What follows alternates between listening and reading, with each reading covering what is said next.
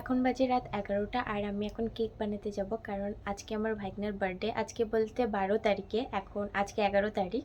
তো আজকে রাত যখন 12টা বাজবে তখন ভাইগনা কেক কাটবে, তার জন্য এখন আমি যাচ্ছি কেক বানাতে। আর কেক বানাতে এসে দেখি দিদি পুলি পিঠা ভাজছে, তাই একটা পুলি পিঠা খেয়ে তারপর কেক বানাতে শুরু করলাম। কেকের ব্যাটারটা বানানো হয়ে গেছে, এখন শুধু প্রেসার কুকারে দিয়ে বেক করে নেব।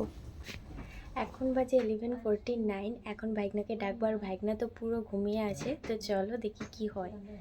Happy birthday! উঠো উঠো উঠো উঠো তাড়াতাড়ি। তুমি কেক কাটবে না? তুমি কেক কাটবে তো? আই বাবা, উই উই,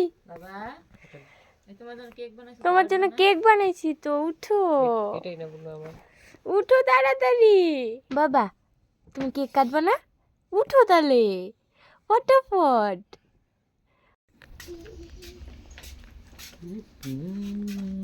হ্যাপি বার্থডে।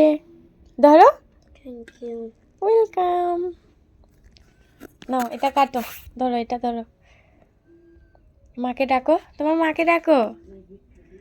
মা, happy birthday to you, happy birthday to you, happy birthday সোনা পাপা, হ্যাপি বার্থডে টু ইউ। আজকের জন্য বাই, আর পুরো মিনি ব্লগটা কালকে আসছে।